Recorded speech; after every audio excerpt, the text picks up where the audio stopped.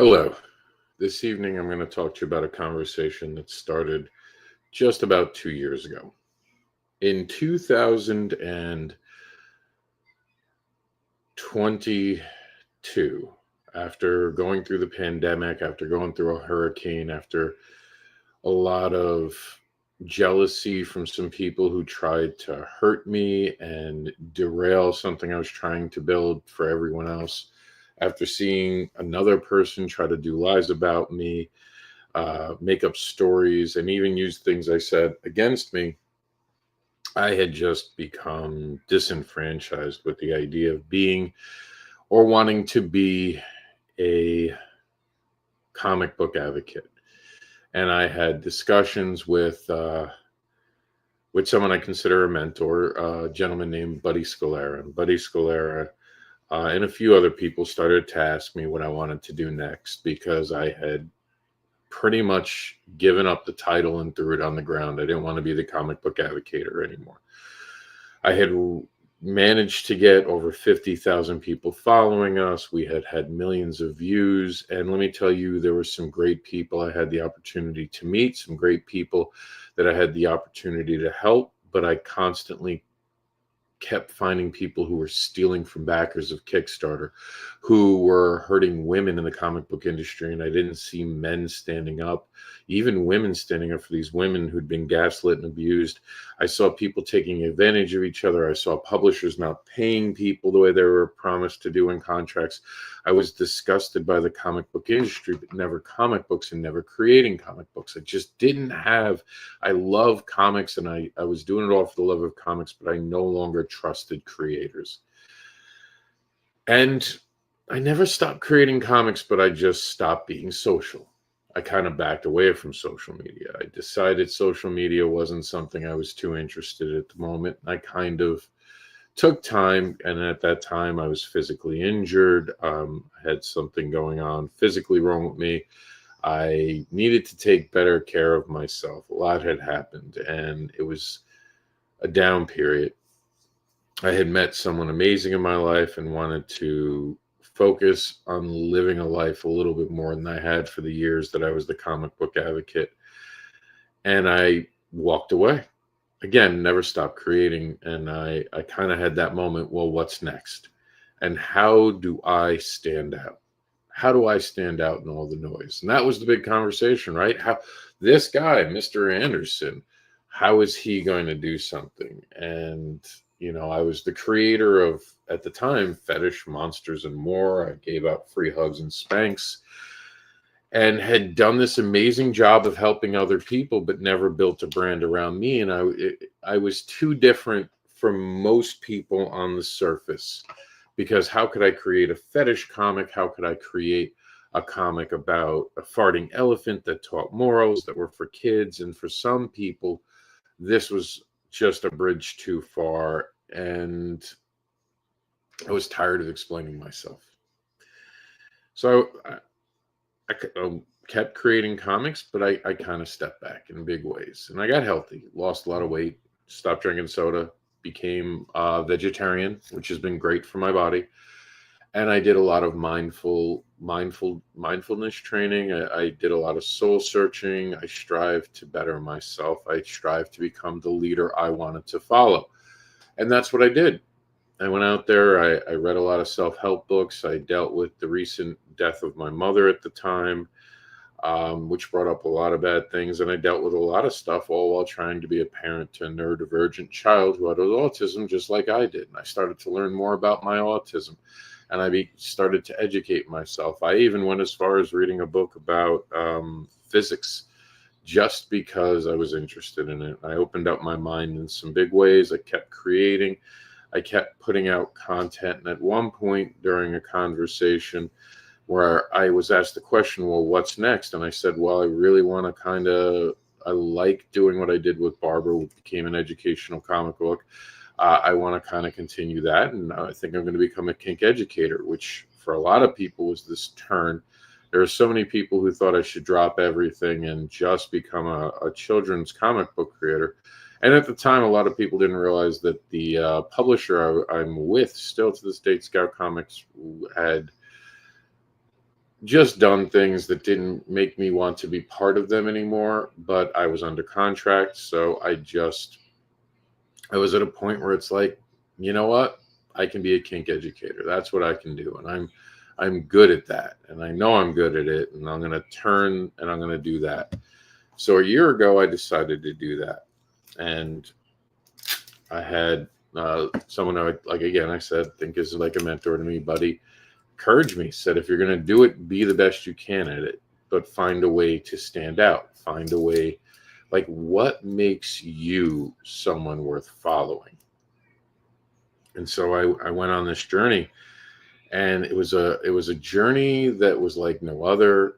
It started off really good, and then suddenly people, again, same as I dealt with in the comic book field, kind of came at me for the wrong reasons, kind of made things up as they went, had needed me to not be taking their spotlight away. At least that's how it felt from my point of view. And once again, a lot of stress, a lot of drama, a lot of stuff that I didn't want to be dealing with, and I was dealing with. And the whole time, again, I was just trying to help people. Something about me, and you could argue it's the neurodivergence in my brain.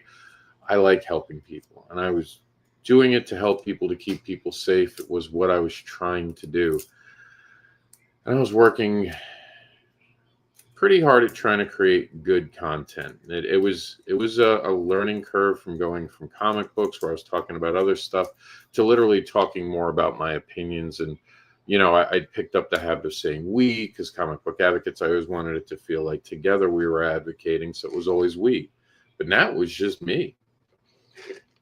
I had struck out on my own as a creator who was getting really well known for doing kids stuff, but I really felt like the educational aspect should matter. But again, how do I stand out? How am I different than everyone else in the field? And, you know, it's even something that was asked of me today. And it was like, how do I become a brand when I've never wanted to be a brand? And the truth is, I haven't wanted to be a brand. I don't want to be a brand. I want my works to stand on their own. I want the kink education to stand on their own. I have no desire to be popular. Never have. Most of my videos, if you sat through them, you realize that I take the Kevin Smith approach of not trying to use much of anything to film things. I do it middle of New York City, I'll film something quick. Middle of an airport, I'll film something quick. Middle of Walmart parking lot, I'll film something quick, because it was the content that mattered more. And that's what I focused on, content.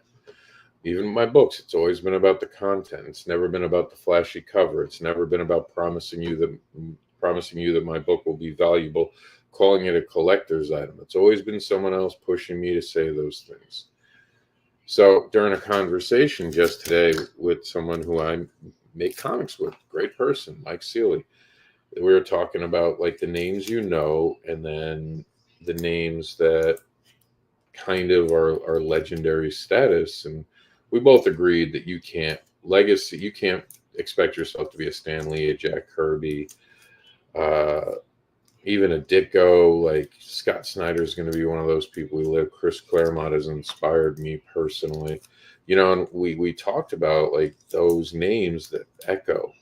But then I also pointed out to him that sometimes the characters have mattered more. With Batman, most people couldn't even tell me if it was in Marvel and DC with all the movies.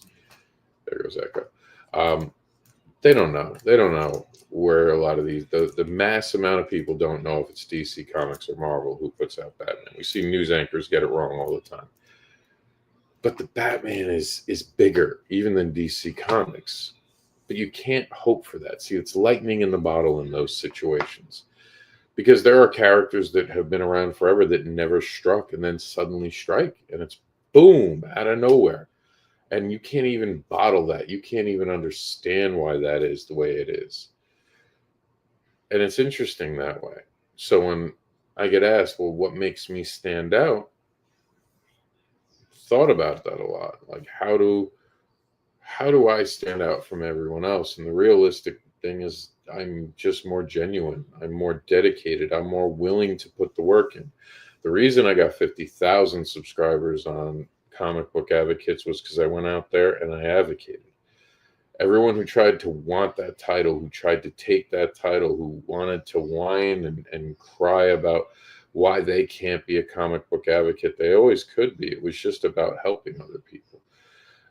With the kink educator, the people who tried to sabotage me, it's nothing I'm doing. I don't try to put my idea above all others. As a matter of fact, I still go to classes to learn from other people. And some of these people haven't been around as long as I have, but what if they have a good idea? Some of these people have less time in than my tattoo does. I have a tattoo that's older than some of these people's amount of time, but it doesn't mean they're not worth listening to. And so what separates me, I really feel like, is the fact that I'm always willing to learn, but I'm also genuine. Make a mistake, I apologize. I make content that feels personal because it is personal to me. I work really hard at creating the comics I do. And I think that shows. The content I create, I think that shows. People get to see an honest side of me. I don't put on masks, filters. I don't do that. If I'm putting on a filter, it's funny, or it's showing another picture, or it's flipping a camera, though, or flipping the way I am, so you can see the free hugs and spank shirt better. I am neurodivergent, and I understand that, and I try to work on that. I try to be the best person I can be. I'm going to struggle every day. So I share that struggle. I share how hard it is to be sometimes just in a world where I understand why some things happen. So I ask more questions. So I think that's it. I think what separates me is that just honest desire to be genuine. I'm not trying to tell you I know better. I'm just telling you what I know, and then I'll back it up with how I know it and if I've seen it in action and in work. I don't try to use covers that don't have the art inside, because I don't want you to feel like I sold you something that wasn't genuine. I tell stories that feel real and grounded because I want it to be genuine. So if I in a conversation, what I say is that I'm just being the genuine me. And I need to connect with the people who understand that genuineness. Understand when I create stories about desires, monsters, and more. That's a big reason. Let me see if I can move my arm out of the way so you guys can see it on the YouTube here. And I'll turn my back, but desires, monsters, and more. It's a slogan that really kind of identifies with who I am, because I'm not just one thing. And I'm not saying other creators are just one thing, but a lot of them strive to do what's popular. They want to make a book just like everyone else. I just want to tell the stories I want to tell. This might be a bad thing to admit out loud, but I don't think about sales when I'm creating something. I'm thinking about telling a story when I'm creating something. So 2 years later, I'm in a healthier place. I'm emotionally and mentally in a better place. And I create content. And I'm not saying I get the most amount of followers. We have on the Kink Educator, we have 7,000 followers. On the YouTube channel, we've only got it in the hundreds. There's a long story of how we lost 1,000 followers, but that's for another day. And on our AnderSiN Creations, we've got almost 1,500 now. But I'm proud of every one, because that's a human being who has decided I was worth the energy and the effort. That's what keeps me genuine.